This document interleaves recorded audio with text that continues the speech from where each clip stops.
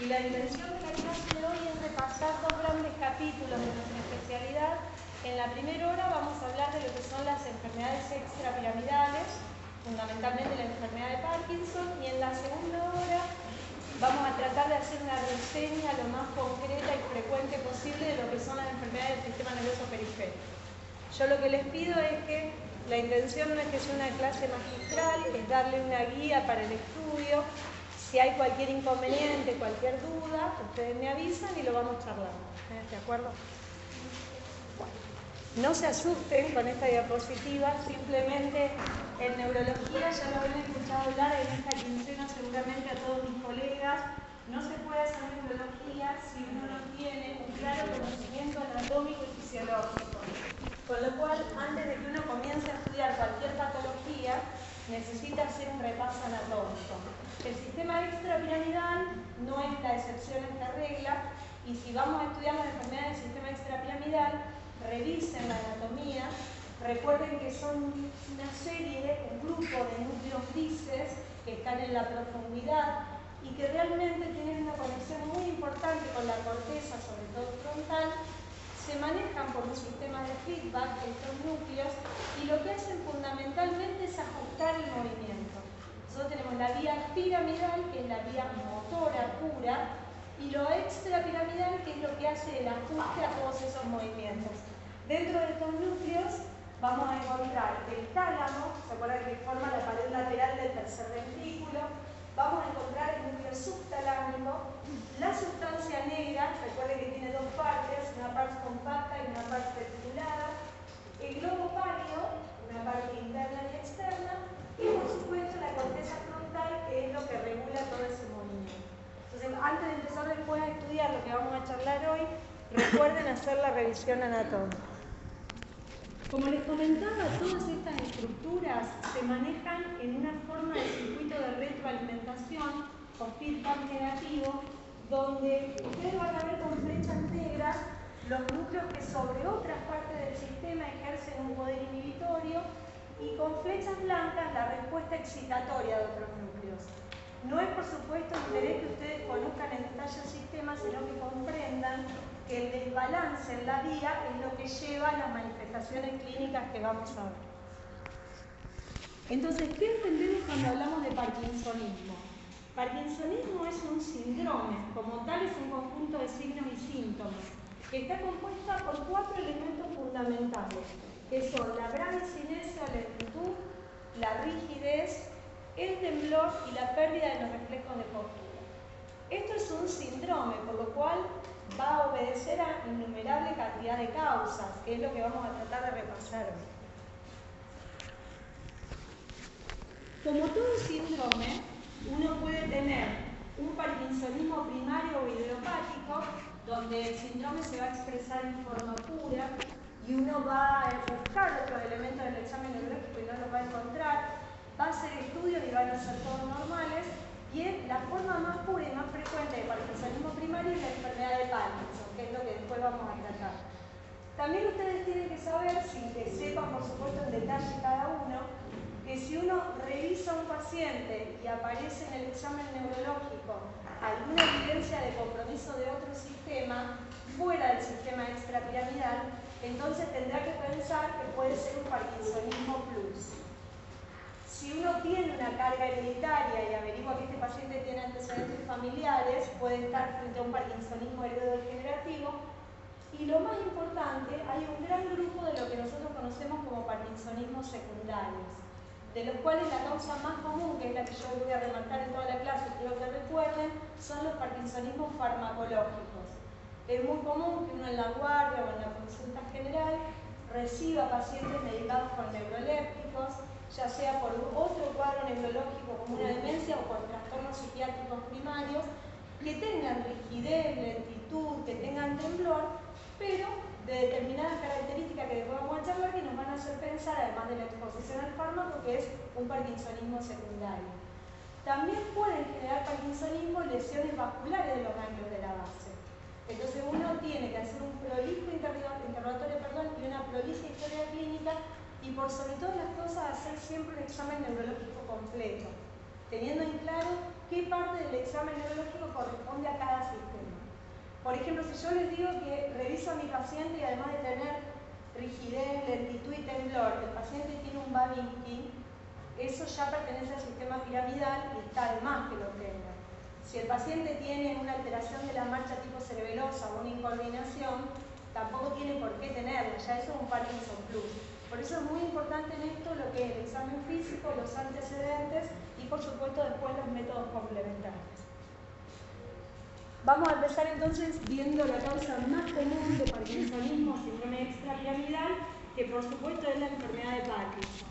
La enfermedad de Parkinson es un trastorno degenerativo, progresivo, que está causado por una pérdida selectiva de neuronas dopaminérgicas a nivel de la parte, generando todo un desbalance en el circuito negro-estratal y generalmente la pérdida es bien puntual a nivel de la parte compacta de la sustancia negra.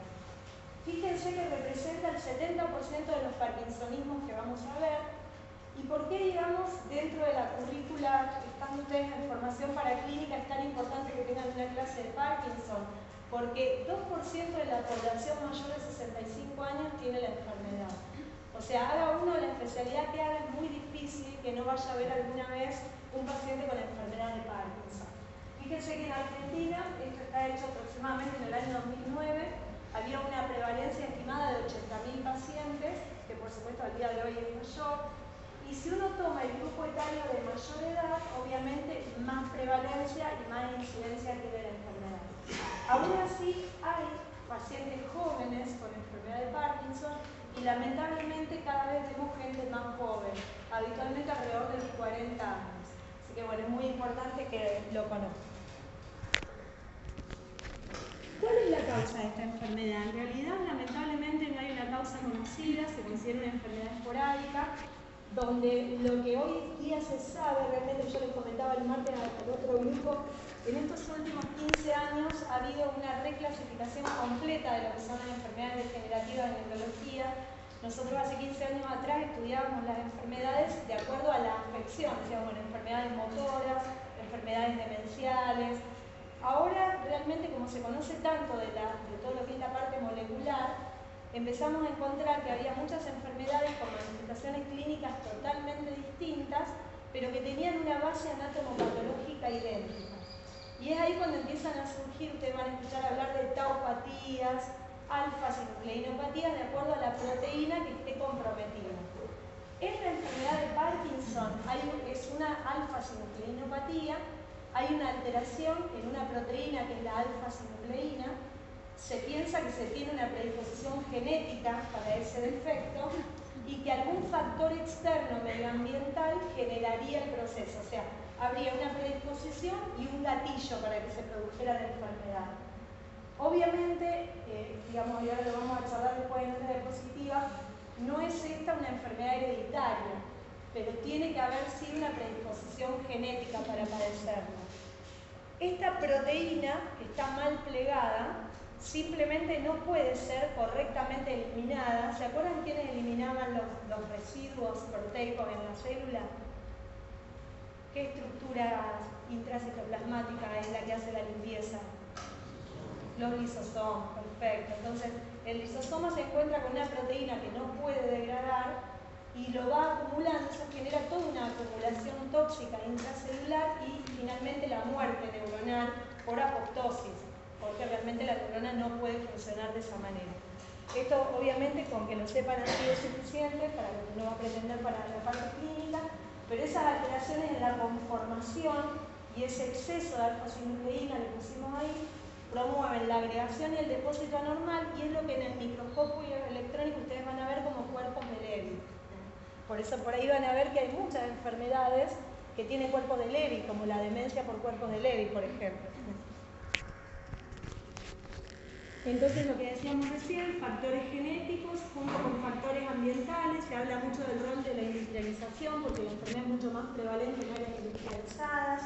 Se han hecho muchos estudios de la conformación del agua de pozo, también como un probable agente tóxico, infecciones virales o bacterianas, tóxicos y pesticidas que podrían actuar como desencadenantes. Y también se habla de una vulnerabilidad especial de ese tipo de neurona a esto, porque realmente la enfermedad es selectivamente de ese grupo neuronal. Yo acá les puse una diapo de genética, más que nada para dejar y que ustedes se lleven en claro este tema, porque cuando uno hace el diagnóstico de enfermedad de Parkinson es muy común que venga la familia con mucha angustia preguntando si esto es hereditario. Entonces lo que uno le tiene que explicar es que no es una enfermedad hereditaria, porque para que fuera una enfermedad hereditaria uno necesitaría simplemente tener el gen para que exprese la enfermedad, pero habitualmente todos tenemos una parte de la carga genética de nuestra familia y estamos sometidos al mismo medio ambiente, por lo cual tener un familiar de primer grado aumenta el riesgo de la enfermedad. No quiere decir que haya una herencia, pero es probable que tenga más probabilidad de padecerla que una persona que no tiene antecedentes familiares. Y por supuesto, si tiene más familiares afectados, mayor va a ser la probabilidad. Bueno, fíjense el desbalance que se arma en la vía dopaminérgica cuando uno tiene una alteración en uno de los núcleos. En este caso es la pérdida de neurona dopaminérgica ahí en la sustancia negra. Fíjense como todo el feedback. Yo con que se lleven este concepto general estoy contenta. Nadie les va a tomar en un examen a una persona que no va a hacer la especialidad qué núcleo excita o qué núcleo inhibe. Pero simplemente teniendo el concepto de cómo se altera toda la regulación de los neurotransmisores ante la pérdida de dopamina. Entonces vamos a centrarnos ahora sí en lo que es más importante para el uso habitual, que son las manifestaciones clínicas de este síndrome y puntualmente de la enfermedad de Parkinson. Son 4 las manifestaciones clínicas, de las cuales la primera, que es la bradicinesia, es una condición indispensable para el diagnóstico. Nosotros podemos tener enfermedad de Parkinson sin temblor, pero no existe enfermedad de Parkinson sin bradicinesia o lentitud. El temblor, después lo vamos a desarrollar y vamos a ver algunos videos, es un temblor que tiene puntuales características, la rigidez y en forma más tardía la pérdida de los reflejos de postura. Como les decía, la bradicinesia es un síntoma fundamental de la enfermedad y uno ya lo puede ver cuando el paciente entra en la inspección. La bradicinesia es la lentitud de los movimientos voluntarios. Cuando uno ve que el paciente entra caminando a la consulta, ya nota que está totalmente inexpresivo, habitualmente parpadea mucho menos de lo normal. La enfermedad tiende a llevar el eje hacia adelante, así que está un poquito inclinado, con pasos cortos, y lo primero que se pierde es la pérdida de balanceo de los brazos. Y como la enfermedad habitualmente empieza de un lado, uno ve que el paciente entra moviendo bien uno de los brazos y el otro está mucho más pegado al cuerpo. Entonces ya cuando uno los ve entrar, ya sospecha lo que tiene por delante. Después hay maniobras semiológicas que a uno le permiten buscar activamente la lentitud. Ustedes acuérdense que uno, para buscar bradicinesia, lo que hace es hacerle hacer movimientos sucesivos y alternantes. ¿Se acuerdan cómo era la diadococinesia? En este caso uno le puede pedir que haga de cuenta que toca el piano. Entonces ustedes van a ver que el lado afectado tiene más dificultad para poder realizar el movimiento con respecto al contralateral. Le pueden pedir que abra o cierre los puños o que abra y cierre una pinza. Entonces lo que ustedes van a ver es que el movimiento del lado afectado se va haciendo más lento y más dificultoso. Para los miembros inferiores, uno le puede pedir, son 10 veces de cada lado, que haga de cuenta que mata cucarachas y zapatee siempre al mismo ritmo. La pierna que tiene bradicinesia habitualmente arranca bien y después tiene cada vez más dificultad para poder despegarla del piso hasta que se queda pegada. Y uno obviamente cuando lo hace en forma comparativa lo puede notar claramente. Entonces recuerden que esto es una manifestación obligatoria del síndrome. ¿De acuerdo? Disculpe. No, por favor. Cuando hago la prueba de los movimientos, sí. ¿el paciente con los ojos abiertos o cerrados? No es necesario que tenga los ojos cerrados, no es como la maniobra de Barreta de la fuerza donde vos necesitas sacar el input visual para poder ver la debilidad. Acá no, acá no hay necesidad. Está muy bien la pregunta. No, por favor. Bueno, el segundo componente en frecuencia, pero acuérdense que no siempre presente, es el temblor. El temblor es un temblor típicamente de reposo, o sea, no hay enfermedad extrapiramidal que no tiemble en reposo. Después lo vamos a ver en los videos, el paciente puede tener temblor de postura y temblor de acción, pero el temblor tiene que estar sí o sí presente en el reposo. Ustedes recuerden, cuando uno quiere evaluar clínicamente el temblor, la presencia de temblor, lo tiene que hacer en 3 momentos: en reposo, en postura y en acción. En reposo, para los miembros superiores, una forma muy simple de verlo es durante la marcha. porque cuando uno camina es el momento en que más relajado tiene los brazos.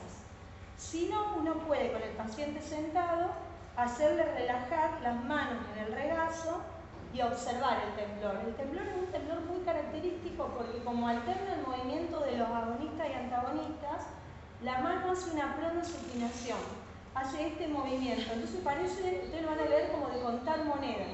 Ahora lo vamos a ver en los videos, así se llama el temblor. Después en postura, uno cuando hace la maniobra de Mingasinho-Barré, levanta los brazos, o durante la escritura, haciendo la espiral a mano alzada, también se puede evidenciar.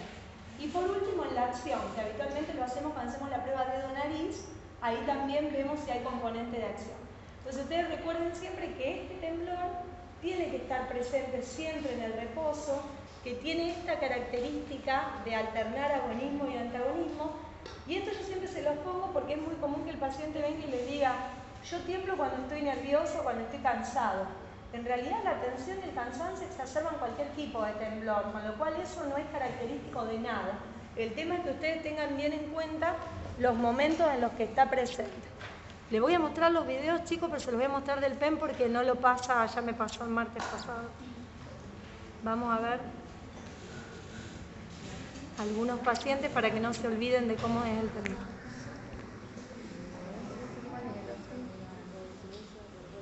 Fíjense, esta es una paciente con un síndrome extrapiramidal unilateral o predominantemente unilateral. El temblor no solamente puede estar presente, por supuesto, en los miembros superiores, también fíjense la rapidez y la amplitud que yo le decía, el movimiento. Ahí la estamos evaluando en postura. Fíjense que tiene temblor de postura, pero ¿qué le llama la atención con respecto al reposo? ¿Cómo es el temblor? Es menor. Siempre tiene el componente de postura, pero siempre el componente es menor que en el reposo. Y ahora van a ver la antelación. Que tiembla, pero pasa lo mismo. La, digamos, predominancia clara es durante el reposo. Del otro lado, fíjense, no solamente el temblor, sino ¿qué le llama la atención con el brazo izquierdo? Mucho más rápido, tal cual. Excelente. Les voy a mostrar otro.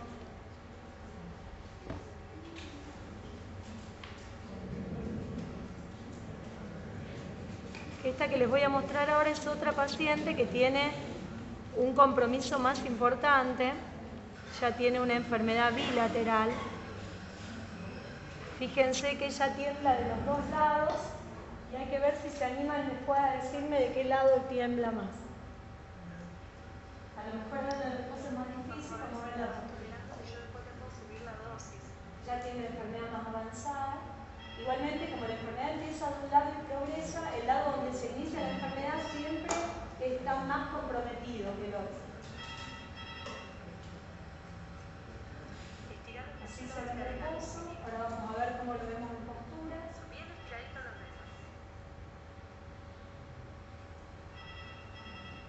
Fíjense la diferencia, chicos, no se lo olviden nunca. O sea, tiene una frecuencia y una amplitud totalmente distinta. Y ahora fíjense la fascia también. Ustedes van a ver que en todo momento que la filmemos la paciente no pestañea. Eso es, digamos, una expresión de la bradicinesia. ¿Se animan a decirme de qué lado empezó? Bien. Bueno, y el principal diagnóstico diferencial del temblor parkinsoniano es el temblor esencial.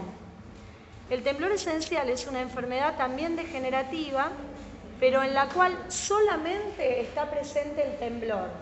No tiene ni bradicinesia, ni rigidez, ni trastornos de postura, y el temblor típicamente está ausente en el reposo, debe estar ausente. Es un temblor de postura y de acción. A veces no todo es fácil, por supuesto es fácil decirlo, después con los pacientes adelante no todo es tan sencillo. Cuando uno evalúa en reposo es difícil que el paciente se relaje y da la sensación de que puede tener un componente de reposo, pero si ustedes lo distraen, lo hacen mirar para arriba, lo hacen contar para atrás o lo ven en la marcha, el temblor nunca está presente en reposo y es claramente de postura y de acción. Fíjense esta pacientita, que es un ejemplo bien típico. Fíjense, ahí la estamos evaluando en reposo. Reposo no tiene absolutamente ningún movimiento. Estira los bracitos ahora, mamita, como dijimos antes. Estira los bracitos. O sea, ahora lo vamos a hacer estirar los brazos y poner en posición de postura. Cerrá los ojitos. Cerrá los ojitos. Los ojitos cerrados. El temblor es bien postural, si bien es bilateral, suele ser asimétrico y es terriblemente invalidante porque es un temblor que les impide la escritura, poderse alimentar, porque no puede levantar la taza. Y ahora van a ver en la acción también cómo se ve. Insistimos mucho con este diagnóstico diferencial porque lamentablemente muchas veces estos pacientes llegan medicados como una enfermedad de Parkinson, con levodopa, con agonista, y realmente no solamente no les hace bien, sino que no tienen, gracias a Dios, ni por asomo el pronóstico que tiene la enfermedad de Parkinson. Fíjense el componente de acción. Otra vez. Con la otra mano, mamita. Y ahora vamos a ver con la mano izquierda que es la más favorecida.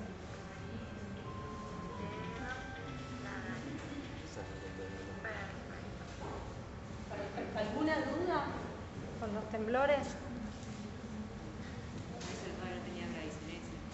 ¿Cómo? Ella no, claro, tal cual. Fíjate que realmente la rapidez con la que hace los movimientos también te das cuenta que no tiene igual que vos lo buscás en el examen neurológico, no la vas a encontrar. Ellos balancean bien los brazos, o sea, no tienen ningún componente extra temblor, digamos. ¿Y el temblor sí, por favor? Sí, por supuesto. Sí, hay nada que ver con lo... Nada que ver. Para el temblor esencial, en primera línea, los bloqueantes se pueden usar, el tramadol, se puede usar la piridona también, que ahora no hay en nuestro país, pero el fenobarbital se metaboliza piridona, así que se puede usar fenobarbital, clonazepam, o para casos refractarios se puede usar topiramato. Sí, nada que ver, el pronóstico mejora. Sí, incluso a veces hay como todo, casos que son más severos y en los cuales a veces hay que hacer combinación de fármacos. Pero si bien puede ser muy molesto y muy invalidante por el temblor, no tiene todos los otros elementos y la progresión de la enfermedad. Y ahí tenés que usar fenobarbital o directamente clona o topiramato. Hoy el topiramato que empezó a ser una terapia para refractariedad del temblor esencial por lo inocuo que y lo bien tolerado, en muchos centros se está usando de primera línea. Y habitualmente yo le puse una paciente anciana a propósito. Esta mujer tiene como 20 años tratando con los dos, o sea, raro que no vean, pero es mucho más del joven el temblor esencial. Y una cosa que siempre también les tengo que hacer acá, bueno, les había dicho, el temblor esencial tiene una alta carga hereditaria, eso sí. Entonces, cuando ustedes ven a un paciente en el que sospechan, pregúntenle si alguien en la familia tiembla, porque eso también es un dato muy importante. Bueno, esto no se lo puse, el martes surgió la duda, no porque la electromiografía sea un método necesario, sino que muchas veces cuando uno hace trastorno del movimiento, hay otros movimientos involuntarios como las mioclonías, que son sacudidas, que a veces son difíciles de diferenciar del temblor. Parece fácil decirlo, pero uno cuando los ve no es tan fácil. Si uno a este temblor parkinsoniano le tuviera que hacer una electromiografía, como fue este caso, fíjense cómo alterna la contracción de agonista-antagonista. Yo esto para que ustedes fijen el concepto del tipo de temblor y de movimiento que induce. Perfecto. ¿Alguna duda del temblor? Pasamos al tercer elemento del síndrome, que es la rigidez. La rigidez es un aumento, o sea, como todo trastorno del tono, hay un aumento a la movilización pasiva del miembro que uno esté evaluando. La gran diferencia que hay que hacer en rigidez es con espasticidad. La espasticidad sería dependiente de qué sistema. ¿Se acuerdan? ¿El compromiso de qué sistema da espasticidad? De la piramidal, también es un signo piramidal. ¿Cómo lo diferenciamos? ¿Cómo diferenciamos rigidez de espasticidad? La espasticidad es una resistencia a la movilidad pasiva, supongamos que lo hagamos en el brazo, pero se observa en todo el rango de movimiento. O sea, uno estira y está siempre resistente el músculo, el estiramiento. Mientras que cuando hay rigidez, tenemos lo que se conoce como fenómeno de rueda dentada.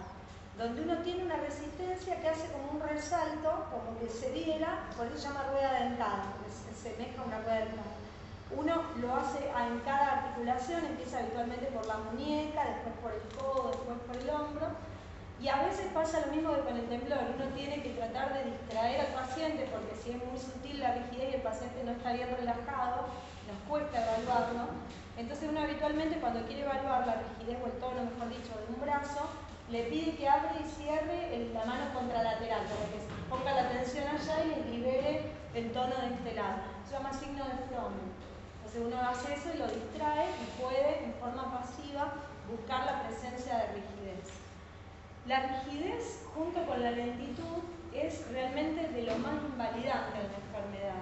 Yo siempre le digo, hay dos formas dentro de la expresión clásica de la enfermedad, hay formas bien tremóricas que tienen poca lentitud, muy poca rigidez y mucho temblor, que son las más benignas de la enfermedad, y las formas aquinetorrígidas, donde el paciente no tiembla, pero la rigidez y la lentitud son los que después lo llevan por las complicaciones a la muerte. Antes de pasar a esto, ¿se acuerdan que el cuarto componente era la alteración de los reflejos de postura? Lo que tiene que ver con la postura no es normal que uno lo vea al comienzo de la enfermedad. De hecho, si yo tengo un paciente que muy precozmente tiene trastornos de postura, tengo que pensar que lo más probable es que sea un Parkinson Plus. Porque el Parkinson tiene trastorno de postura, pero después de muchos años de evolución. La pérdida de reflejos, son los reflejos de postura, que dependen de conexiones de las vías extrapiramidales con la médula, son los que nos permiten mantener el equilibrio cuando tenemos cambios en el medio que nos rodea. En la consulta neurológica, el modo de evaluarlo se llama full test. Uno hace parar al paciente, dame la espalda.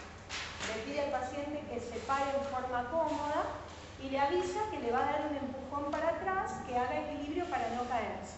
Entonces, con fuerza, puede dar un paso, le pega un empujón hacia atrás, y lo que tiene que ver es que el paciente es normal que dé un paso o que no lo necesite y pueda mantener la postura. Cuando tienen trastorno de postura, ustedes van a ver que se van para atrás y lo tienen que agarrar ustedes. Entonces, bueno, realmente dentro de la clasificación de la enfermedad, hay que siempre en forma activa controlar la presencia o ausencia de esos reflejos reequilibratorios, y si pasan muchos años de enfermedad y están alterados, uno no se alarma, pero si hay una alteración muy precoz, tiene que buscar otras cosas en el examen neurológico porque puede haber otra enfermedad.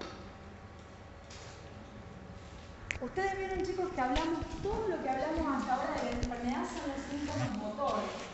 Porque esta enfermedad, hasta el día de hoy, sigue siendo una enfermedad de diagnóstico clínico. Para que yo haga diagnóstico de enfermedad de Parkinson, tengo que tener por lo menos un año de bradicinesia. Generalmente lo vamos a ver unilateral o si es bilateral asimétrica, con alguna de las presencias de los otros componentes, ya sea rigidez o temblor. Pero se ha visto que en el momento del diagnóstico muchos pacientes ya tienen de años previos lo que conocemos como síntomas no motores, de lo cual, bueno, se está haciendo mucho hincapié y mucho estudio para buscar alguno que pueda ser identificado como un marcador de riesgo para la enfermedad. Lo que pasa es que lamentablemente son bastante inespecíficos. Entonces, ese es el problema como para utilizarlo de esa manera. Igualmente, los síntomas no motores siempre hay que investigarlos y tratarlos porque generan mucha invalidez en el paciente. Hay 4 categorías, entre lo que son los trastornos neuropsiquiátricos, que ahora lo vamos a ver, los trastornos del sueño, los trastornos autonómicos, y dentro de lo sensitivo lo que es más característica es la pérdida del olfato. Generalmente uno lo interroga y estos pacientes años antes de tener manifestaciones motoras ya tienen hiposmia. Precozmente los más comunes son la constipación, que si uno lo piensa, digamos, la lentitud que tiene el músculo estriado también la tiene el músculo liso. Entonces todas las funciones, digamos, vegetativas también están enlentecidas. Por eso el paciente es muy común que le diga, hace como 10 años que voy al gastroenterólogo a un montón de tratamientos y no puedo mejorar la constipación. Trastornos de conducta también, ahora después vamos a hablar más precisamente de depresión. Los trastornos del sueño REM que son trastornos del sueño, donde el paciente concilia el sueño en forma normal, pero después durante la noche empieza a tener sueños vívidos, pega patadas, como que estuviera en una situación desagradable, y obviamente después se despierta y no recuerda absolutamente nada y genera mucho displacer para el cuidador o la pareja, porque realmente hasta lo pueden agredir, pueden golpearlo durante la pesadilla. Entonces, bueno, esto realmente hay que siempre interrogarlo con el familiar para tratar de investigarlo, y con una polisomnografía se puede hacer el diagnóstico. Con respecto a la depresión, yo acá quiero detenerme un poquito más, porque fíjense que una tercera parte casi de los pacientes tienen depresión. Esta depresión a veces se interpreta como algo reactivo al diagnóstico de la enfermedad, lo cual puede ser lógico porque uno se está enterando de que tiene una enfermedad degenerativa, que tiene un problema motor, todas las limitaciones, y es lógico que la persona se entristezca, pero también tiene una base orgánica por el déficit dopaminérgico. Suele ser una depresión leve a moderada, eso es lo importante, y es muy importante que ustedes sepan que puede estar relacionada a la enfermedad, porque antes de darle fármacos antidepresivos hay que tratar la misma enfermedad. A veces mejorando el tono dopaminérgico con las drogas ya mejora el cuadro anímico y no hay necesidad de agregar medicamentos antidepresivos, que muchos de ellos también tienen efecto extrapiramidal. Entonces realmente sepan que la depresión puede ser un síntoma premotor, acompañante o antecediendo a los síntomas de la enfermedad. Esto también es muy importante que lo conozcan, porque uno piensa como siempre, va un paciente a la consulta y le pregunta cómo anda usted, cómo siente que se mueve, anda bien con la medicación, y se olvida de interrogar sobre estas cosas que generan mucho displacer y también mucha alteración en la calidad de vida. El paciente suele tener cialorrea, no porque tenga un aumento en la producción de saliva, sino porque como también tiene enlentecido los mecanismos reflejos de deglución, acumula saliva.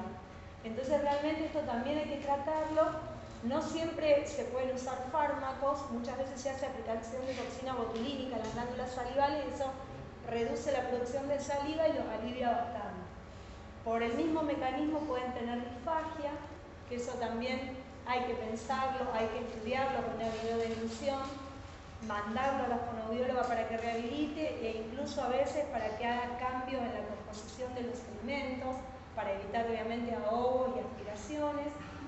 De la constipación ya hablamos, y puede aparecer con la evolución de la enfermedad disfunción e incontinencia tanto urinaria, que está después, como fecal. Así que eso también hay que saberlo. A nivel urogenital, además de la urgencia miccional, recuerden siempre la disfunción sexual, que eso también es muy importante, interrogarlo activamente, porque como es un grupo etario mayor, les da vergüenza hablar en la consulta de la esfera sexual, entonces uno tiene que activamente preguntarlo, porque realmente genera mucha alteración en la calidad de vida, y uno también lo puede tratar en conjunto con el urólogo, si es un varón, o con el ginecólogo en la mujer. Hay también un fallo entre la regulación simpática y parasimpática por todo el desorden en el feedback que vimos de neurotransmisores, con lo cual la cara va a estar más grasa, van a sudar menos, va a haber sequedad bucal. Así que bueno, todas estas cuestiones autonómicas, si uno las detecta, tiene que, por supuesto, tratarlas. Con respecto a los criterios diagnósticos, es lo que veníamos diciendo. No hay ningún marcador ni ningún estudio que nos permita hacer el diagnóstico de la enfermedad. El criterio sigue siendo clínico. Recuerden que ustedes necesitan tener un paciente que tenga fibra y cinesia, por lo menos de un año de evolución, acompañado de alguno de los otros componentes del síndrome. Y hay cosas, como veníamos hablando, que apoyan el diagnóstico y cosas que nos hacen dudar del diagnóstico. Como decíamos, es una enfermedad habitualmente de comienzo unilateral, que después progresa, pero el lado de inicio siempre va a ser el lado más comprometido. Entonces, si uno ve un paciente que de entrada viene rígido, bilateral, tiene que buscar otras causas. Eso no puede ser una enfermedad de Parkinson. La presencia del temblor de reposo, porque acuérdense que el temblor de reposo obedece exclusivamente a un problema extrapiramidal. Ningún otro órgano o sistema ni el sistema nervioso da un temblor de reposo. Pues ya verlo temblar en reposo también le pone el sello a esta enfermedad. Si uno lo medica y anda bien, o con la medicación tiene fluctuaciones motoras, también eso avala el diagnóstico de la enfermedad. Y todo lo que vinimos charlando, si uno encuentra compromiso de otros órganos, de otros sistemas, o, digamos, una forma de evolución no progresiva, sino escalonada o abrupta, está obligado a hacer diagnóstico diferencial con otras cosas. ¿Cuál es el método, digamos, que pedimos de elección para ver cómo está la parte central? Lo ideal es hacerle una resonancia al paciente. La resonancia va a venir normal, la enfermedad de Parkinson. ¿Para qué nos sirve fundamentalmente? Para hacer diagnóstico diferencial y ver que no se trate de una lesión vascular que esté comprometiendo la zona de los ganglios de la base, ver que el paciente no tenga un hematoma celular, no tenga un tumor, no tenga otras causas secundarias. Pero la imagen normal, en realidad, lo único que hace es confirmar el diagnóstico clínico. Después, en lo que son los métodos de laboratorio, el chequeo es común y solamente en los pacientes jóvenes nosotros le pedimos estudio de cobre, porque las enfermedades extrapiramidales en los pacientes muy jóvenes pueden, por ejemplo, ser el debut de una enfermedad de Wilson, que ustedes saben muy bien que también va a tener un trastorno doble. ¿Vieron Wilson? Hepático, perfecto. Entonces, muy raro, igualmente, lamentablemente, hay formas neurológicas puras de Wilson, con lo cual el hecho de que tenga, digamos, un compromiso neurológico puro y no hepático no descarta. Por eso se pide ceruloplasmina, cupremia y cupruna. Bueno, entonces, recibimos un paciente al cual evaluamos, tiene sintomatología extrapiramidal, descartamos todas las probables causas secundarias, le pedimos una resonancia que vino normal. Si era joven le pedimos también estudio de cobre que vino normal. Entonces tenemos que dar un tratamiento a este paciente. El tratamiento tiene tres grandes etapas. Una es la más importante, que es la medicación. Vamos a hablar dos palabras de cirugía. Muy pocos pacientes son candidatos a cirugía en la enfermedad, pero por lo menos para que tengan conceptos generales. Y lo demás, la rehabilitación, que eso hay que indicarle al paciente apenas se hace el diagnóstico de la enfermedad. Bueno, vamos a empezar a hablar entonces de la medicación. La levodopa sigue siendo hoy día la droga más eficaz para la enfermedad. Es esta una de las pocas enfermedades donde uno tiene la posibilidad de dar desde la farmacología en forma exógena el mismo neurotransmisor que el sistema nervioso no está pudiendo producir. Realmente eso creo que es casi exclusivo de esta enfermedad, por lo menos en neurología. El tema es que esta medicación tiene un periodo de vida útil sin problemas motores que es acotado en el tiempo, que habitualmente son 5 o 6 años, que nosotros le llamamos luna de miel. Después de eso empiezan a aparecer fluctuaciones y problemas con los manejos de las dosis. El paciente siente que no llega con la medicación a las 4 horas del intervalo y entonces empieza realmente un problema bastante importante. Por lo cual, si bien sigue siendo la droga más eficaz y de primera línea, tratamos en lo posible de no usarla al inicio de la enfermedad, sobre todo cuando son pacientes jóvenes. Esta droga, yo ahí les puse lo que es el metabolismo normal de la dopamina en un cerebro sano. A partir de un aminoácido que es la L-tirosina, por medio de la tirosina hidroxilasa, se transforma en L-dopa. Y por medio de la dopamina beta-hidroxilasa en dopamina. Nosotros vamos a entrar a jugar en el sistema desde acá, dando la levodopa al paciente. El tema es que cuando se empezó a usar la levodopa, receptores dopaminérgicos hay distribuidos en todo el organismo y en muy gran número a nivel del tubo digestivo. Entonces, cuando uno la daba, sin inhibidores de la metabolización periférica de la dopamina, el paciente no la toleraba, porque para que llegue al sistema nervioso tenía que darle dosis muy altas y el paciente tenía unos vómitos que eran incontrolables. Entonces se empezó a fabricar la levodopa con un inhibidor de la beta-hidroxilasa, que es la enzima que metaboliza la dopamina en el intestino. Con eso, ¿qué evitamos? Que la levodopa se metabolice la dopamina en forma periférica y llegue íntegra al sistema nervioso central en las dosis que nosotros la necesitamos. Así que cuando ustedes vean los preparados, van a ver que figuran levodopa carbidopa o levodopa benseracila. No viene nunca la levodopa sola, siempre está asociada a un inhibidor. Esta droga tiene otra particularidad. Es una droga que tiene una vida media muy corta. Entonces, yo necesito para tener al paciente en un rango terapéutico que el intervalo de las dosis no exceda las 4 horas. ¿Por qué? Si no, yo voy a darle, por ejemplo, al paciente un comprimido de la medicación.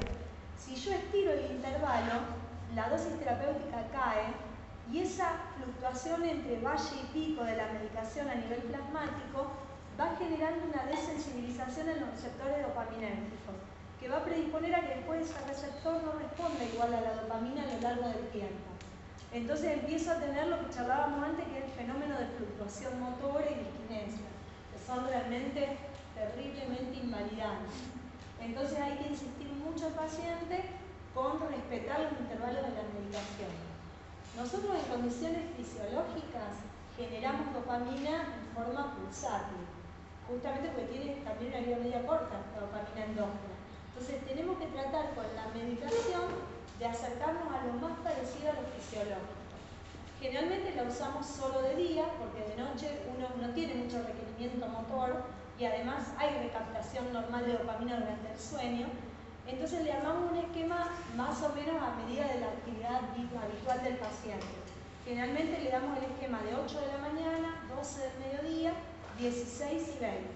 Y lo vamos titulando hasta encontrar el control motor que necesitamos en ese caso particular.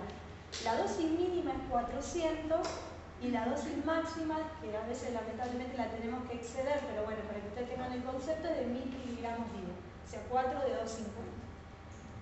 Hay en el mercado, ustedes lo van a ver, preparados de liberación prolongada, que lo que hacen es, digamos, liberar levodopa a lo largo de la noche, y lo usamos justamente solamente a la noche, porque uno de noche, lo que yo les decía, no tiene mucho requerimiento motor, pero cuando la enfermedad progresa, a veces el paciente se quiere levantar para ir al baño y no puede por la rigidez, o incluso la misma rigidez y lentitud le impide dar vueltas en la cama.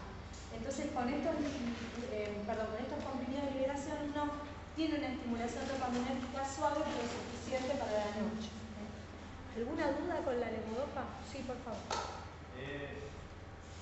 Lo que se sabe más o menos de la fisiopatología es que hay una lisis celular, una lisis neuronal. Sí, tal cual.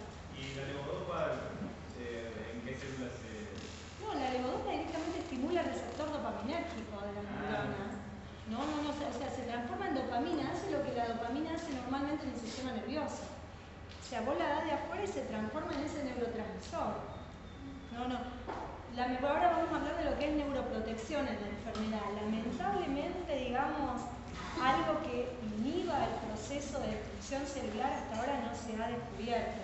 Lo que nosotros hacemos con la levodopa es hacer un tratamiento sintomático. Igualmente, esto ha cambiado mucho también por los estudios a través de los años.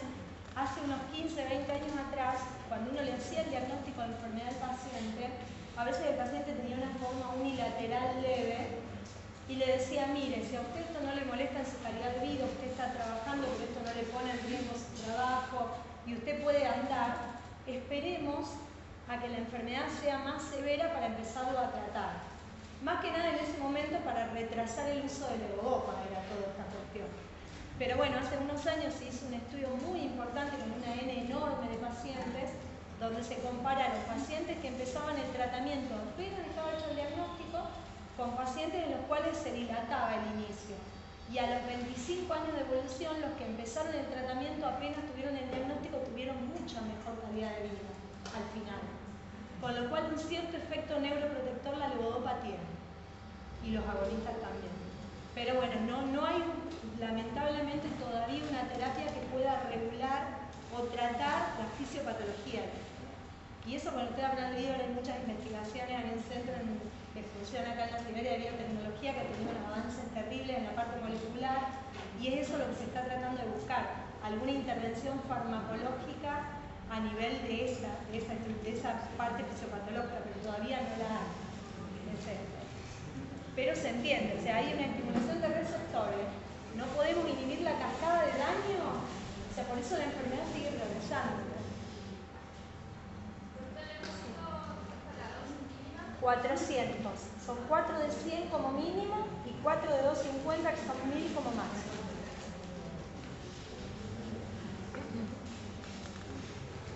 Bueno, en esta, mira, quería un poco para que a vos también te aclare el concepto. En esta búsqueda de buscar medicamentos que tengan una vida media más larga, para que puedan hacer una estimulación dopaminérgica más continua y más gradual, se empezaron a fabricar estas drogas, que son agonistas dopaminérgicos, que lo que hacen es, sin ser levodopa, estimular el mismo receptor. no quiero entrar en receptores dopaminérgicos porque hay muchos tipos de receptores dopaminérgicos. Pero bueno, ustedes recuerden eso, estimula el receptor dopaminérgico, cada uno algún tipo de receptor. Estas drogas lo que nos van a permitir es, si es un paciente joven, retrasar el uso de levodopa. Y si es un paciente grande que por ahí necesita igual levodopa o siendo joven tiene un trastorno motor muy importante, entonces lo que me permite es usar menos cantidad de levodopa. Que eso también es una gran tranquilidad porque menos cantidad yo uso, más retraso la aparición de las complicaciones motoras de la medicación. Hay dos grandes grupos, se los menciono porque por ahí algunos derivados del EPOC pueden todavía dar vueltas, pero ya mucho no los usamos. Hoy día los más utilizados son los no ergóticos, de los cuales el pramipexol es por lejos el más utilizado, seguido por el ropilinol, y el piribeil y la apomorfina tienen usos demasiado más selectivos para determinadas poblaciones de pacientes. Estas drogas tienen vidas medias de entre 8 y 24 horas. Entonces a uno le permite, a veces hay algunos que son de una toma diaria, y realmente no solamente es por evitar la fluctuación, sino también por la comodidad. Imagínense que el otro quiere tomar 4 veces en el día y con un montón de recomendaciones en la dieta y demás. Entonces, bueno, yo ahí les hice un resumen de las ventajas del uso. Tienen un buen efecto antiparkinsoniano, actúan directamente sobre los receptores, permitiendo reducir la dosis de levodopa, estimulan de forma más sostenida el glutamen y está ese posible efecto neuroprotector que en los estudios se ha visto. En realidad es muy discutido, digamos, la levodopa ya no hay duda que hay que usarla apenas, o sea, la levodopa o los agonistas hay que usarlas apenas se hace el diagnóstico de la enfermedad. Eso ustedes llévenselo porque por ahí si leen literatura de más de 10 años pueden encontrar cuáles eran los criterios que se usaban antes para empezar o no el tratamiento. Eso actualmente no se hace así, uno hace el diagnóstico y trata. De acuerdo a la edad del paciente, las características clínicas de la enfermedad, lo hará con agonista o con levodopa, pero lo trata. Se han hecho muchos estudios porque por supuesto el interés es encontrar un fármaco que además de tratar los síntomas proteja esas neuronas, y un solo fármaco que es la rasagilina, que es un imán, para yo se lo puse, es el único que podría tener un cierto efecto neuroprotector porque tiene muy débil acción sintomática, sin embargo los pacientes que la toman en los primeros años de enfermedad están mucho mejor después. Así que habitualmente la asociamos también con ese fin. Yo ahí se los puse. Estos también sepan que se pueden usar para la enfermedad, porque por ahí les va a llegar, ustedes en clínica les llega un paciente medicado con amantadina. La amantadina es un antiviral. Entonces, pero aquí está con la amantadina si tiene Parkinson, porque la amantadina inhibe la recaptación de serotonina también. Esto fue un hallazgo incidental usando la amantadina como antiviral, se descubrió. La usamos mucho cuando el paciente justamente ya hace muchos años que está con levodopa y tiene fluctuaciones motoras. Ayuda muchísimo. Después también puede quedar pacientes ya pocos, jóvenes, que tenían una forma muy temblorosa, en los cuales se usaban anticolinérgicos, porque el temblor y los trastornos de la marcha en Parkinson se piensan que se deben más que al déficit dopaminérgico, a la alteración noradrenérgica que induce todo ese desequilibrio de la vía. Entonces este tipo de fármacos sería más útil para esos síntomas.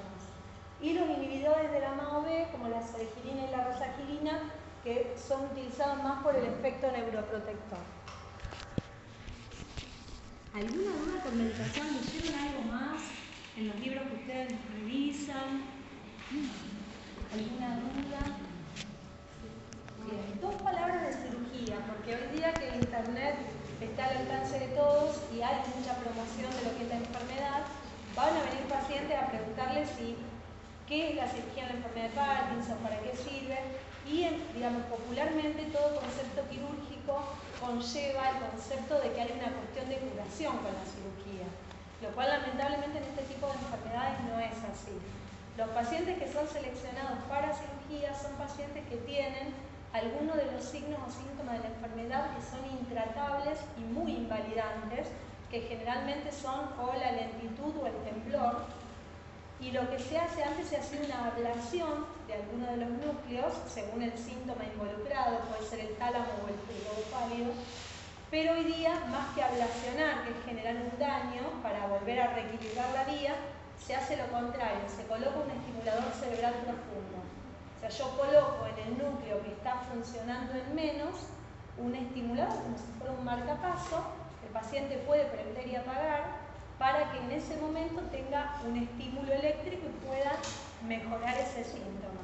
Obviamente son pacientes muy seleccionados, hay centros de alta complejidad que están solo en Buenos Aires con gente que tiene muchísima experiencia para poder decir quién es candidato y no. Y lo más importante que tanto el paciente como ustedes tienen que saber que eso no lo exime de que toda la vida va a tener que continuar con la medicación. Simplemente es para mejorar algunos de los signos o síntomas intratables, pero la medicación se sigue exactamente igual y la progresión de la degeneración también, porque no tiene esa finalidad la cirugía. ¿Alguna duda con esto? Terminamos con partes. ¿Están vivos todavía? ¿Alguna duda? ¿Alguno de los diagnósticos diferenciales que han podido leer, que les genere duda? Sí, por favor. ¿No agonistas o coordinados? Sí. Que son mejor tolerados que la levodopa. ¿Por qué se usan menos que la levodopa? No se usan menos. ¿Por qué no se usan solo los agonistas o coordinados? No, porque lamentablemente no son tan eficaces. O sea, son bien tolerados y tienen un buen efecto como estimuladores, pero en cuanto a la potencia, la levodopa lamentablemente sigue siendo más eficaz. Vos lo vas a ver, por ahí vos lo ves el paciente cuando recién empieza con la enfermedad, donde la rigidez y la lentitud son de leves a moderadas, con el agonista generalmente andan bien, pero después ya no te alcanza llevándolo a una dosis alta del agonista. Y otra cosa que también a veces es mucho para darle en una sola clase, los agonistas en las personas mayores de 70 años pueden dar alucinaciones, pueden dar otro tipo de efecto adverso que es mejor evitar. Entonces, por ejemplo, si yo le hago el diagnóstico de enfermedad de Parkinson a un paciente de 75 años que tiene una expectativa de vida de 80, yo directamente le doy levodopa, porque le doy lo más eficaz, voy a tener los 5 años sin problema y le doy calidad de vida a ese paciente. Aún siendo joven, si vos ya lo ves venir con una forma muy severa, kinetorrígida, decir, bueno, le voy a dar levodopa porque es lo más eficaz, pero me voy a valer del agonista para usar la dosis más baja de levodopa. Entonces, bueno, es el concepto, es muy buena la pregunta, porque si uno lo razona y dice, pero entonces, ¿por qué no la suple directamente? No, ojalá fuera tan fácil. ¿En qué me baso para usar los otros fármacos? ¿Serían los más anticolinérgicos? Y anticolinérgicos yo se los mencioné por si los leen, pero hoy día la verdad prácticamente no los usamos. Poder recibir algún paciente joven que tiene mucho temblor, muy poca rigidez y lentitud, que en esos pacientes tendría una elección porque es lo que más mejora el temblor. Cuando vos medicás la enfermedad, ya sea con levodopa o con agonista, lo que mejora espectacularmente es la lentitud y la rigidez. El temblor, como yo les contaba, como parece deberse a una disfunción más noradrenérgica, habitualmente mejora, pero no tanto. Entonces hay pacientes que todavía les molesta mucho y ahí podés usar los anticolinérgicos. Igualmente, bueno, es una tarea del médico que lo trata de contener. Yo a mis pacientes siempre les explico que el temblor en la enfermedad puede ser más que nada socialmente invalidante, pero el temblor porque se ven temblar y se sienten mal. Pero al ser un temblor de reposo, que cuando activa el movimiento el temblor se va, no les impide hacer prácticamente nada. Entonces hay que explicarles eso muy bien, que el temblor es lo que menos nos tiene que preocupar. Entonces uno hablándole y conteniéndolo en ese sentido, se quedan más tranquilos y evita por ahí ponerle un anticolinérgico, más que nada por los efectos adversos. Pero bueno, hay pacientes que igual se sienten muy molestos o socialmente mal y ahí podés usar una dosis baja como para ayudar. Chicos, yo no les puse una diapositiva, pero 2 palabras de rehabilitación. Todos estos pacientes del momento del diagnóstico tienen criterio de rehabilitación.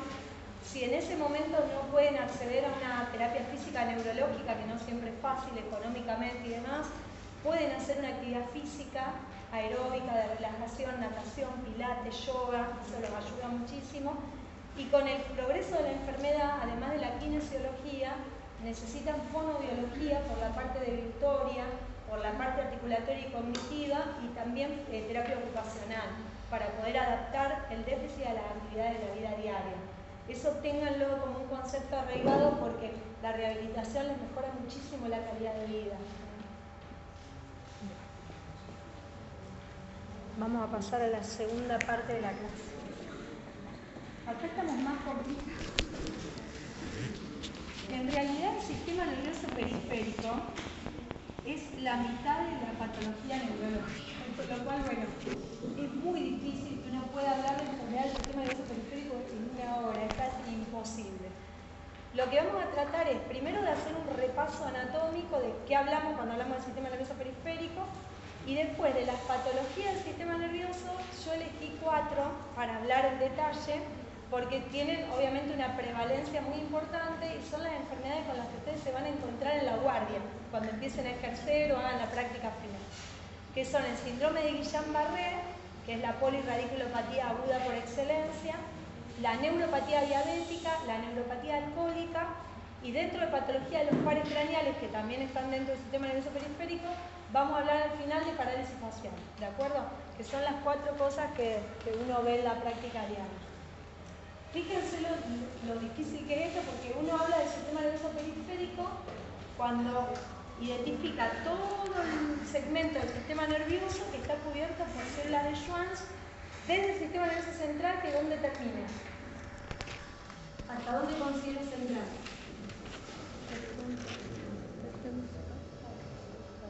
¿Se acuerdan? Tenemos cerebro y médula, que es el sistema nervioso central. Después, a partir de las raíces, los ganglios y demás, ya es todo sistema nervioso periférico. Miren, yo ahí se los puse.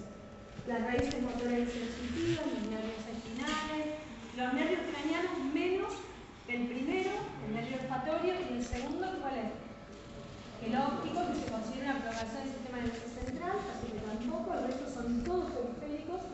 Los ganglios sensitivos de la raíz dorsal, todas las terminaciones nerviosas motoras y sensitivas y gran parte del sistema nervioso autónomo, una vez que deja la columna lateral de la médula. Uy, perdón. Fíjense entonces qué difícil es porque el concepto de neuropatía es toda aquella afección, más allá de la etiología, puede ser inflamatoria, infecciosa, desmielinizante, tóxica, metabólica, que afecta al sistema nervioso periférico, o sea, es realmente enorme. Cuando viene un paciente a vernos con determinados datos clínicos, cuando uno se pone a pensar si este paciente no puede tener una neuropatía. Estos pacientes habitualmente consultan por debilidad, la debilidad suele ser más bien segmentaria, también por síntomas sensitivos, también, o sea, ustedes saben muy bien que cuando uno tiene un síndrome central, puede ser incorporal o puede ser de un solo miembro, pero tiene una distribución determinada. Cuando uno no tiene una representación central o metamérica, que es la de la médula, empieza a pensar si no es un compromiso del sistema nervioso periférico. Lo mismo cuando ya la alteración sensitiva tiene que ver con sentir menos o sentir distinto ante los estímulos, que eso es la disestesia, y ni hablarse cuando uno lo revisa, el paciente no tiene reflejos, que eso es el signo del compromiso nervioso periférico. Y hay, por suerte, métodos diagnósticos que me pueden ayudar a dilucidar eso. Cuando uno tiene sospecha de que este paciente puede tener una neuropatía, lo que tiene que hacer con el examen físico es tratar de ver si es un solo nervio el que está comprometido, que sería una mononeuropatía, si son troncos nerviosos grandes pero asimétricos, es una mononeuropatía múltiple, o si son afecciones simétricas, tanto distales como proximales, de varios nervios, donde habla de una polineuropatía. En este tipo de enfermedad también es muy importante saber si el paciente lo que lo trae con nosotros a la consulta es agudo o lo tiene desde la infancia, el tiempo de evolución, si es algo nuevo, porque uno puede hablar de agudo si es menos de 4 semanas, subagudo entre 4 u 8 semanas o crónico cuando es más de 8 semanas. Y para complicarnos la vida también hay cosas recurrentes que tienen en el medio intervalos asintomáticos. Y otra cosa que uno se fija mucho es si lo que el paciente refiere es bien distal, es proximal, si es simétrico o asimétrico, porque eso también nos ayuda a poder ubicar el topo diagnóstico. Entonces, bueno, vamos a entrar con el Guillain-Barré. El Guillain-Barré entra dentro de lo que es una polirradiculoneuropatía, o sea, compromete tanto las raíces como los nervios periféricos. Esta definición yo se la copié literal de un libro que escribió nuestra jefa anterior de servicio, la doctora Raimondi, que escribió un libro sobre Guillain-Barré, donde ella habla de un proceso mórbido que puede ser de instalación aguda o subaguda, de etiología desconocida, pero que sabemos hoy día que tiene una base autoinmune, donde lo que ocurre es una desmielinización del sistema nervioso periférico, pero también puede haber compromiso de los núcleos de los pares craneales simultánea y simétrica. Ahí ponen de toda la musculatura dependiente tanto de la inervación raquídea como craneana, y que se acompaña, como todo cuadro periférico, de areflexia tendinosa. Esa es la definición de ella. Este es el cuadro clínico clásico. Era un paciente que va a venir a la guardia y le va a decir: usted sabe que yo hace un par de días que siento hormigueo en los pies. Y el hormigueo empezó primero y yo después me di cuenta de que el hormigueo también a veces lo tenía en las manos, y con las horas o los días empecé a notar que me cuesta caminar, que estoy torpe. Entonces, esta es la progresión cefalocaudal más, caudocefálica más común, de forma más clásica. Después uno, como siempre, tiene excepciones. Cuando uno revisa a este paciente, va a encontrar que tiene una debilidad simétrica, generalmente aplaminio distal, si bien ella puede recibirlo como compromiso tanto distal como proximal, siempre es más de distal a proximal, con reflejos disminuidos o ausentes, y con un examen sensitivo normal, por lo menos de sensibilidad superficial.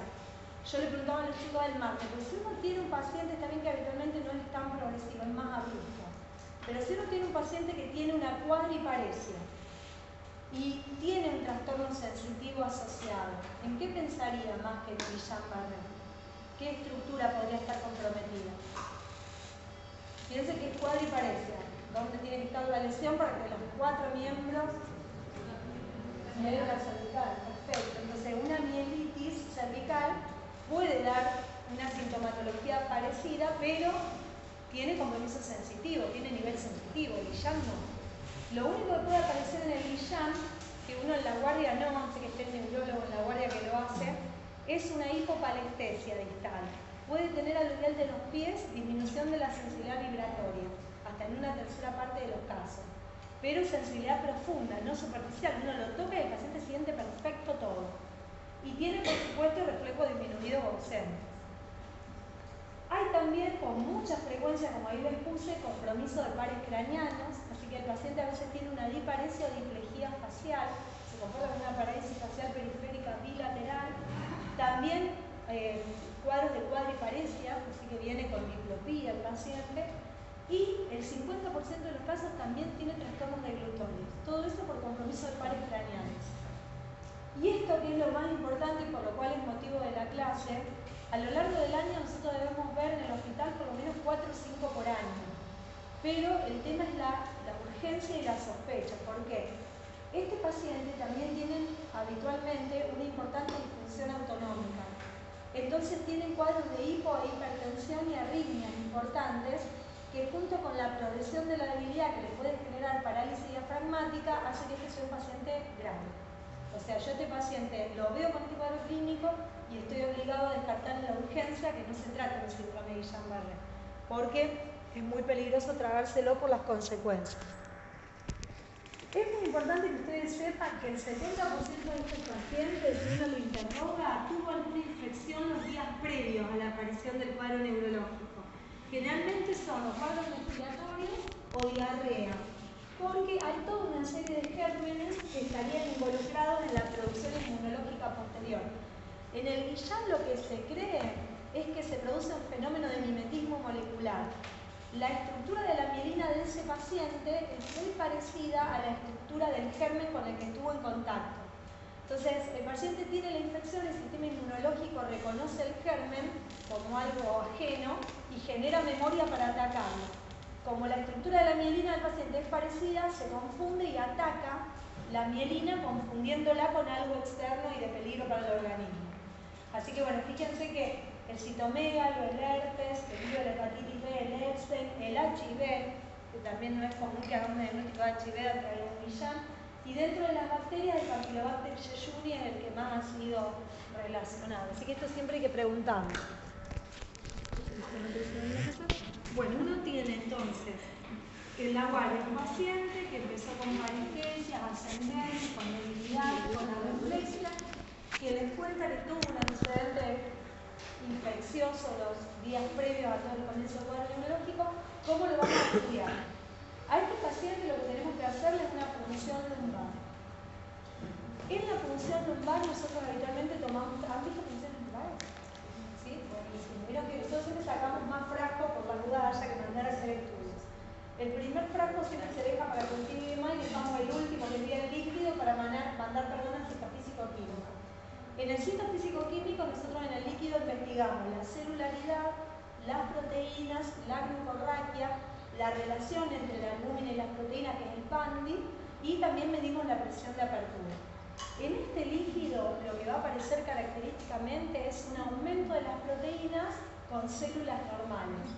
Eso es lo que se conoce como disociación albúmino-citológica y es lo que hace el diagnóstico de la enfermedad. Porque como hay un cuadro inflamatorio aséptico, porque es inmunológico, las células no están comprometidas porque no hay una infección meningia. Y sí hay un proceso inflamatorio. Entonces lo que suben son las proteínas. Que a veces no esperen que sea una cosa de loco. A veces uno tiene dos elementos con 0,75 de proteína y ya está disociado. Porque uno piensa que tiene que tener 1,5 gramos para que esté disociado. Acuérdense siempre los valores normales en el líquido cefalorraquídeo. Los elementos nosotros toleramos hasta 8 o 10 elementos como normal, mononucleares, o predominio por lo menos mononuclear, y las proteínas es hasta 0,45 gramos por litro. Entonces, con elementos normales y aumento de las proteínas, ya se hace el diagnóstico.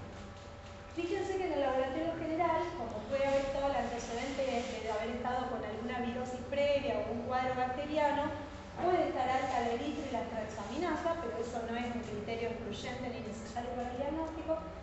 Y ya al día siguiente, porque es muy raro que tengamos, yo diría imposible, que si en el privado la electromiografía está disponible en agudo, cuando este paciente ya esté internado en terapia y esté siendo tratado, uno le puede pedir la electromiografía que va a estudiar la velocidad de conducción de los nervios y nos va a demostrar la presencia de un daño desmielinizante.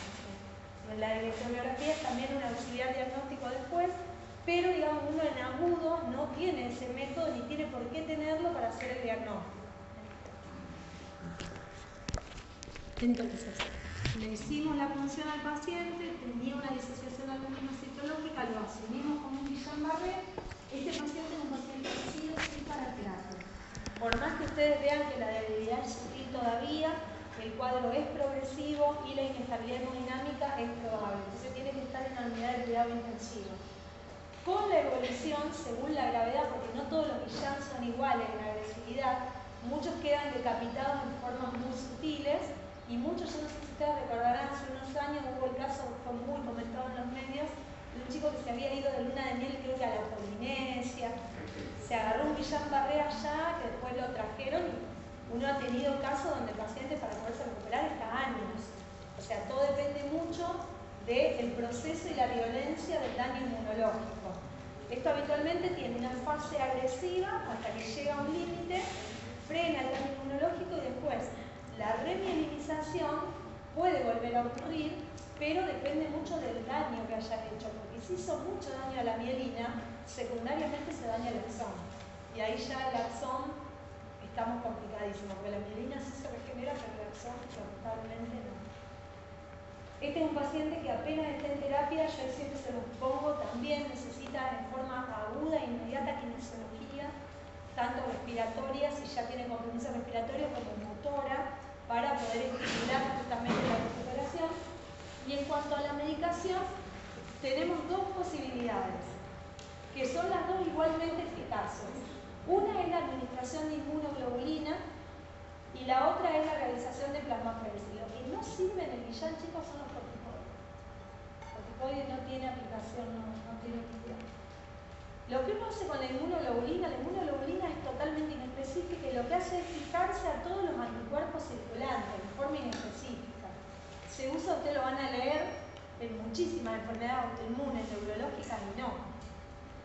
Es muy seguro dentro de todo porque la verdad que uno la usa muchísimo en muy pocas complicaciones, puede dar algún fenómeno hemodinámico, generalmente si uno lo pasa bien con bomba de infusión, con la velocidad adecuada, premedica, la experiencia es excelente. El tema con la inmunoglobulina son los costos. Hoy yo les contaba el martes a los chicos, un paciente de 70 kilos que va a usar 140 gramos, que son 2 gramos kilo, la dosis total en 5 días, 20.000 pesos el tratamiento. Entonces habitualmente eso a veces en el hospital no está accesible y es complicado.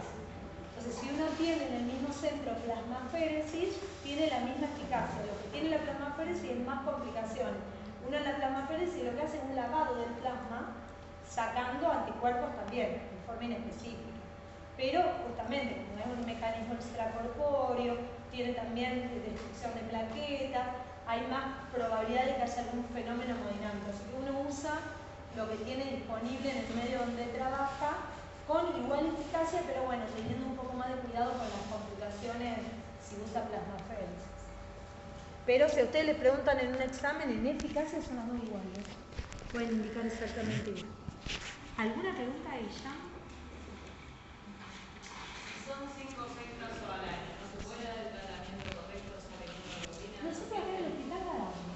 Lo que pasa es que esto te puede agarrar haciendo una guardia en el medio de Santiago del Estero. Porque no te da tiempo. Realmente. Ese es el tema. Nosotros acá en el hospital, gracias a Dios, siempre, incluso de un paciente que tuvimos de urgencia, nos trajeron inmunoglobulina de Santa Fe. Y en el privado no hay problema nunca. Habitualmente las obras sociales no. Es algo muy claro. Pero bueno, si uno no la tiene, a veces también ojo que hay un problema de provisión. Porque la inmunoglobulina se fabrica por ingeniería genética a través del plasma de gente sana. Entonces a veces no hay, realmente. Esto se fabrica en Córdoba, acá en el país, en la Universidad de Córdoba. Y es realmente mucho mejor que la que se importa. Nosotros tratamos siempre que sea la de UNC porque es la mejor. Pero a veces no tiene. Así que bueno, en ese caso, si vos estás en un hospital que tiene plasmaféresis, entre no hacerle nada, por supuesto, es preferible que le hagan la plasmaféresis.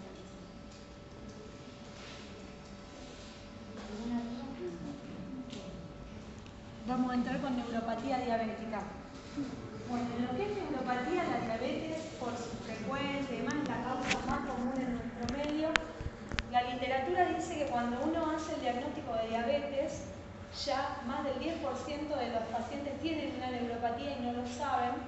Por eso en realidad en esto sí los comprometo como clínicos o como la especialidad que hagan, que si reciben un diabético, siempre le pidan estudios neurológicos periféricos porque pueden prevenirle muchas complicaciones al paciente.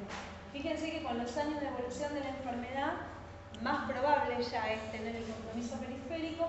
¿Y cuál es el tema? ¿Qué es lo que vamos a ver? La neuropatía diabética puede dar todas las formas de neuropatía que se le ocurra.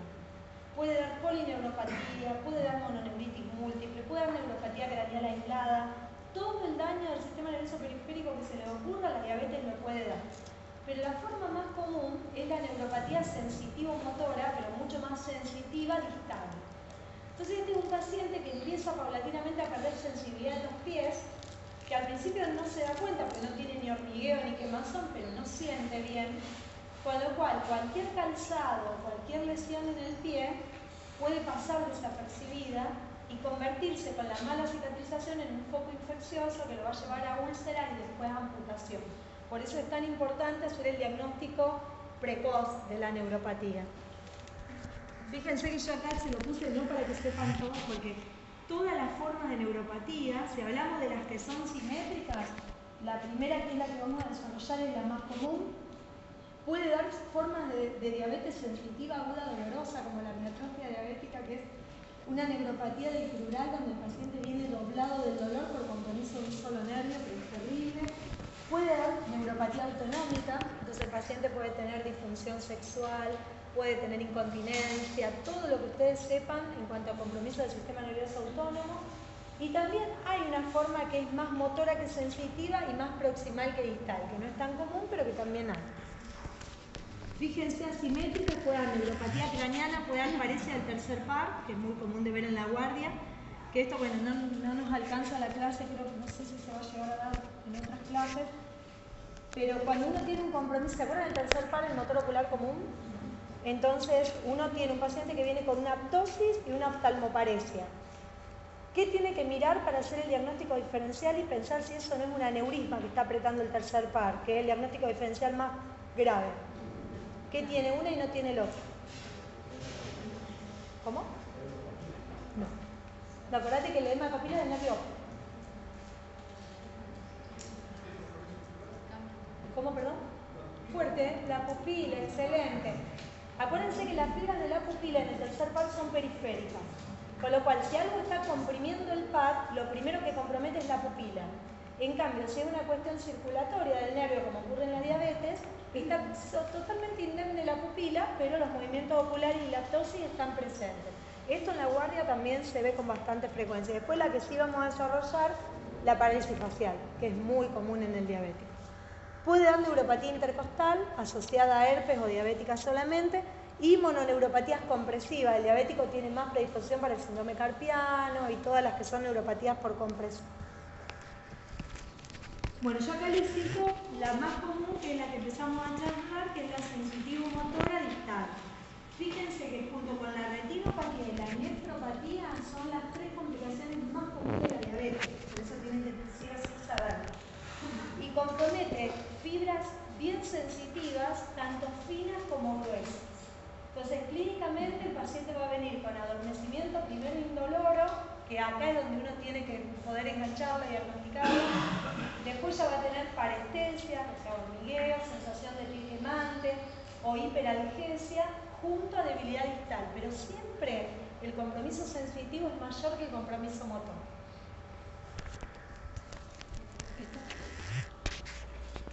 La fisiopatología, bueno, ustedes manejan seguramente diabetes muchísimo mejor que todos nosotros, pero a nivel del nervio hay varias teorías de cuál podría ser el mecanismo por el cual se daña el nervio.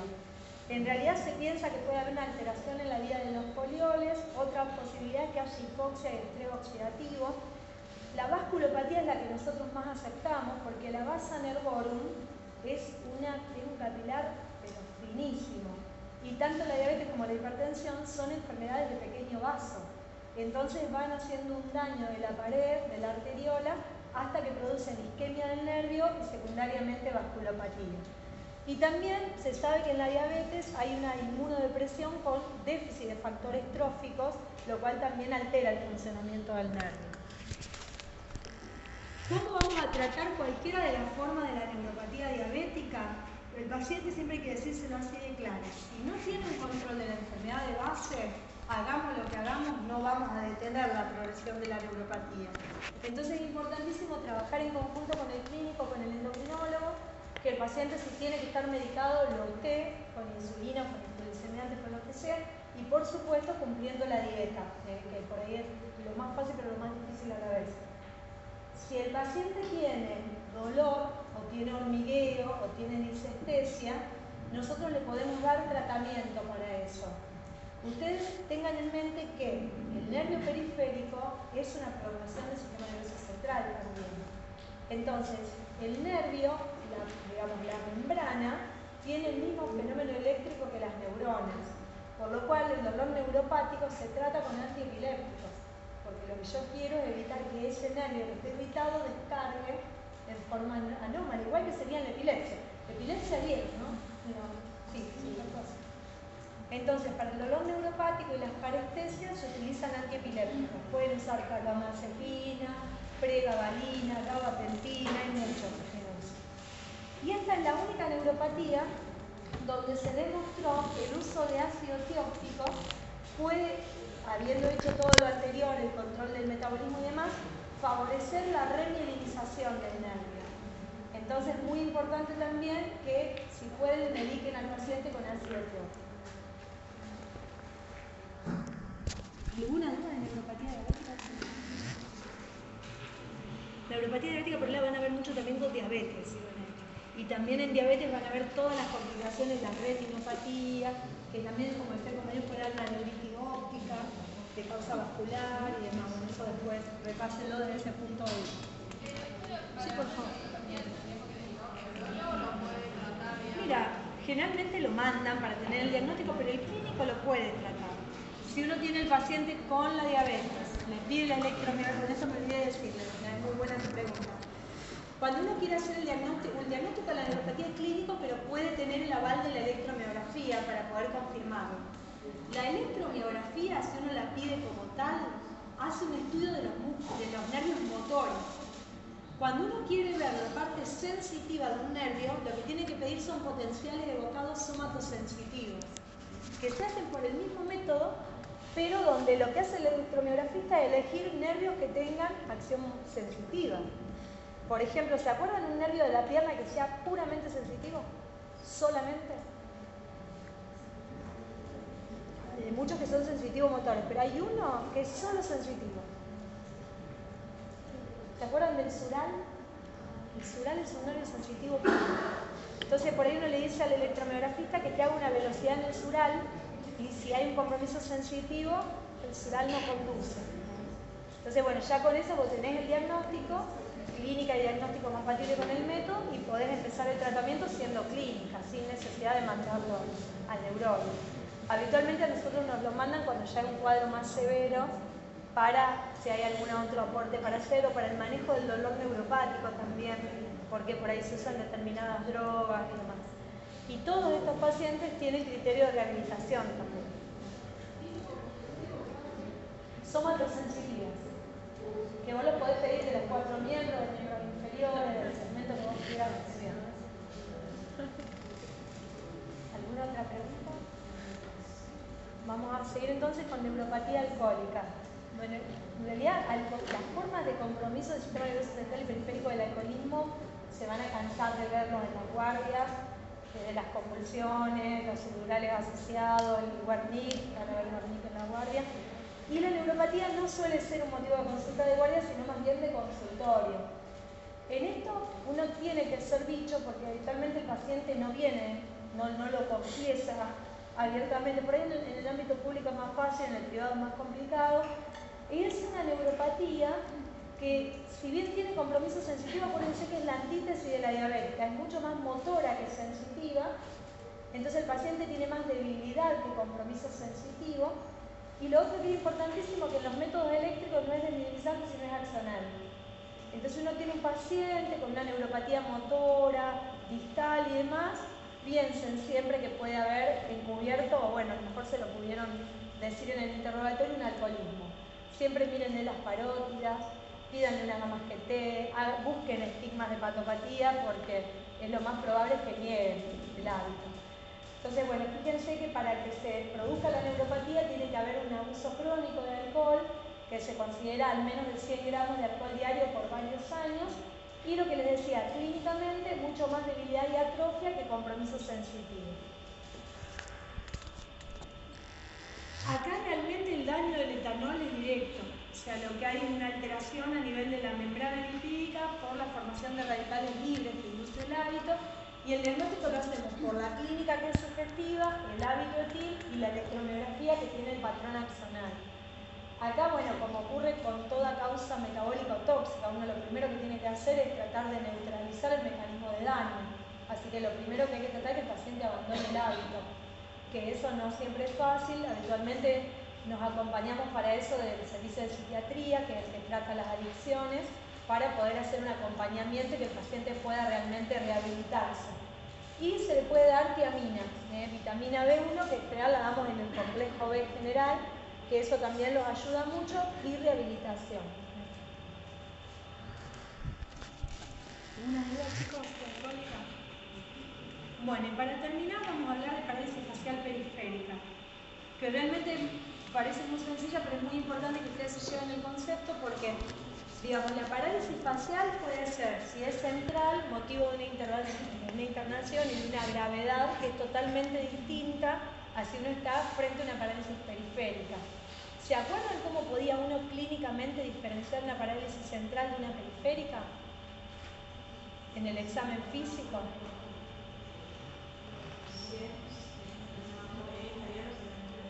Perfecto. Cuando uno compromete toda la bicara, ¿cómo es? Perfecto. Entonces, si el daño está del núcleo del nervio en adelante, es una parálisis periférica y es total. Si es del núcleo para atrás hasta la corteza, es solo inferior.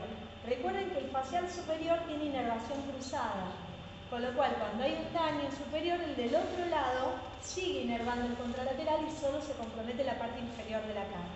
Entonces tengo un paciente que les va a decir que le molesta el ojo porque tiene un lagostalmo por debilidad de qué músculo. ¿Qué músculo inerva el facial en el ojo? Qué miedo, chicos. Pénsenlo tranquilo. ¿Quién cierra el ojo? No quien lo habla, quien lo sepa. Sin miedo, si nos equivocamos como para aprender. Acuérdense que es el auricular, perfecto, el auricular es el que cierra.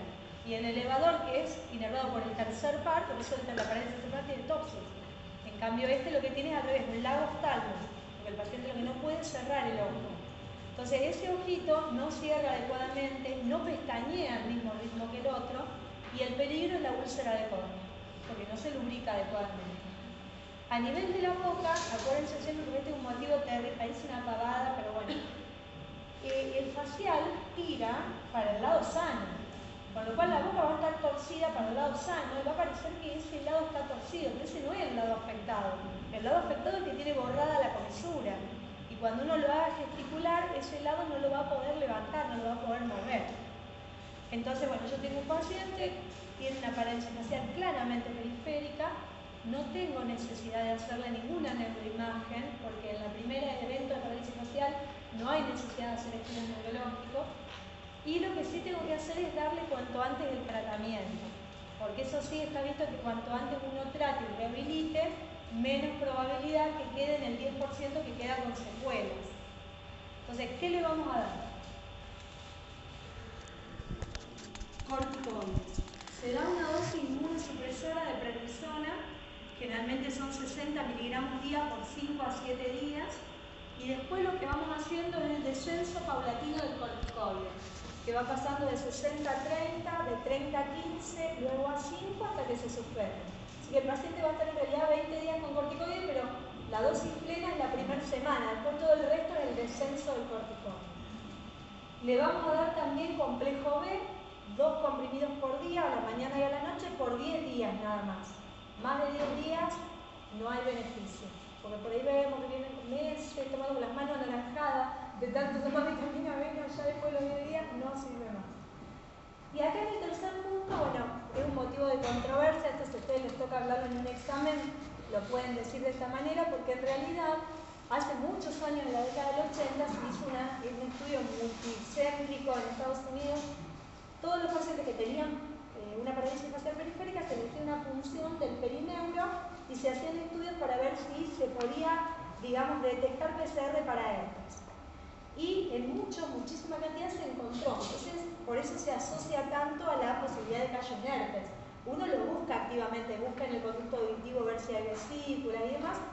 No siempre las encuentra, pero como en muchos de esos pacientes tampoco se encontraba, se hacía un tratamiento empírico con aciclovir. El aciclovir se usa por 10 días también en dosis alta, de 800 miligramos cada 8 horas, o son casi 2.400 miligramos día. El tema es que en mucha literatura ustedes van a notar que está en controversia, así que hay lugares que lo hacen y lugares que no. La cátedra nuestra del servicio, si no hay contraindicaciones, nosotros lo hacemos, pero si ustedes en un examen dicen que se puede hacer o no, nadie les va a decir nada porque es motivo de controversia. Pero sepan que se usa y es con esa finalidad. Después los cuidados del ojo, que parece una pavada, pero es lo que yo les decía, es riesgosísimo el tema de la úlcera de córnea, horrible el dolor y aparte, bueno, después tener que revitalizar la córnea, lo que nos genera de molestia al paciente. Entonces, apenas uno hace el diagnóstico junto con todos los medicamentos, o le hace comprar lágrimas artificiales, o ahora viene el gel, que dura mucho más, porque la lágrima te la tenés que poner cada 2 horas. El gel dura mucho más en el ojo. Entonces el paciente tiene que ir renovando el gel y a la noche antes de irse a dormir colocarse el gel, bajar el párpado con cuidado, colocar una gasita y una cinta adhesiva para que el ojo no se abra durante la noche. Si no, durante la noche el ojo se abre por debilidad y se seca. Entonces tenemos el mismo problema. Esto hasta que nosotros lo vamos evaluando en la consulta y vamos notando cómo va mejorando la fuerza del auricular. O sea, depende fundamentalmente de eso. Después, para salir a la calle en el día, si no lo quieren tener ocluido, siempre con lentes, para evitar el efecto del viento. O sea, es terrible, parece una pavada, pero como pestañean mal, les molesta terriblemente salir a la calle. Y la rehabilitación. De la rehabilitación se manda con kinesiólogos o fonoaudiólogos que están entrenados para hacer rehabilitación de la parálisis facial. Y pueden llegar a leer que algunos centros de rehabilitación hacen electroestimulación. Nosotros somos de la escuela que no la recomienda, porque si bien tienen el riesgo posterior de hacer un espasmo hemifacial, que es a los años de haber tenido la parálisis empiezan a aparecer movimientos involuntarios de la cara, con cierre del ojo, movimiento de la boca, que realmente es muy complicado porque después hay que tratar con toxina botulínica, encima sobre un trasfondo de un músculo débil, así que realmente nosotros lo mandamos a hacer solo kinesiología tradicional. Pero bueno, parálisis faciales, chicos, van a ver, en la guardia se ven 2 o 3 por semana, realmente es muy común de ver. La mayoría, como yo les puse ahí, de Bell, que son las que no tienen causa. Así que bueno, ¿alguna duda?